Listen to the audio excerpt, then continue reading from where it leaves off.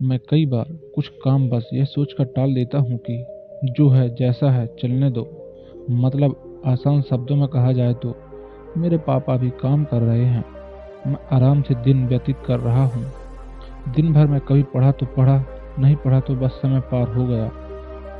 मैं अपनी आरामदेह जीवन से बाहर आकर पढ़ाई करने, जीवन में कुछ बड़ा करने की सोच ही नहीं पाता हूँ। लेकिन इस कहानी ने मेरा नज़रिया बदल कर रख दिया।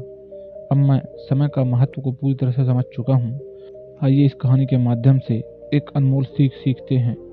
एक गुरु अपने शिष्य के साथ कहीं जा रहे थे।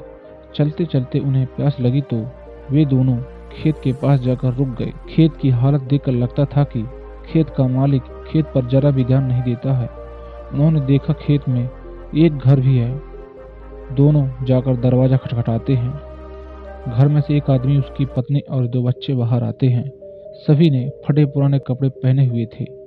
गुरु कहते हैं, क्या हमें पानी मिल सकता है? काफी प्यास लगी हुई है। वो व्यक्ति उन्हें पानी लाकर देता है।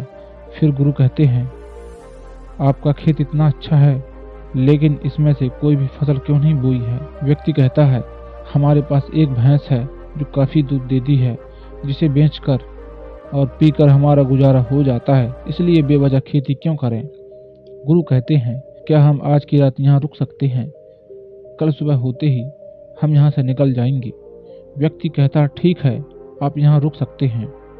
आधी रात होते ही गुरु अपने शिष्य से कहते हैं, उठो, हमें अभी के अभी यहाँ से निकलना है, लेकिन जाने से पहले हम इस व्यक्ति की भैंस को पहाड़ से गिराकर मार देंगे। यह सुनकर शिष्य को काफी बुरा लगा, लेकिन वो अपने गुरु की बात टाल नहीं पाया। वे दोनों रात को भैंस को मारकर वहां से भाग जाते हैं।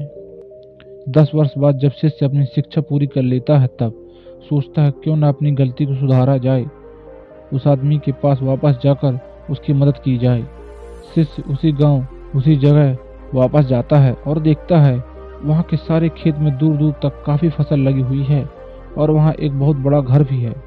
शिष्य को लगता है शायद वो आदमी अब सब कुछ बेचकर यहाँ से जा चुका होगा। शिष्य वहां से वापस जाने लगता है, तभी घर के आगे एक कार आकर रुकती है। कार में से वही व्यक्ति बाहर आता है जिससे शिष्य 10 साल पहले मिला था। शिष्य उसके पास जाकर कहता है, आपने मुझे पहचाना? मैं 10 साल पहले आपसे मिला था।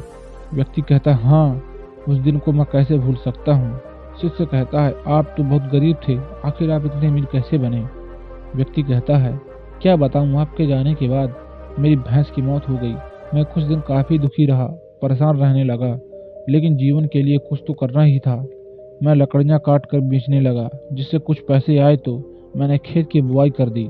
फिर उससे पैसे आए तो मैंने सारी जगह खरीद ली और फसल की बुआई कर दी, और आज मैं आसपास के इलाकों में फसलों का सबसे बड़ा व्यापारी हूँ और मेरे पास लाखों रुपए हैं। अगर उस दिन मेरी भैंस की मौत नहीं होती तो आज मैं इतना सफल नहीं हो पाता। दोस्तों, जीवन में यह सब पता चलता है कि जीवन में हर परेशानी आपके लिए एक बड़ा मौका लेकर आती। अगर अभी आपके जीवन में परेशानी आई है तो यकीन मानो एक बहुत बड़ी सफलता भी आपके साथ लेकर आई है। यकीन मानिए, बुरे वक्त में आपने हिम्मत नहीं हारी तो आने वाले समय में आप बेहद सफल हो जाएंगे।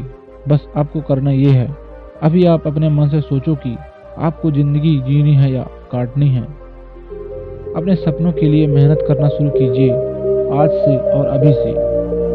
अगर कुछ करने का सोचा है तो तब तक उसके पीछे लगा रहो जब तक कि वह काम हो नहीं जाता है, और धैर्य के साथ उस काम को पूरा करो।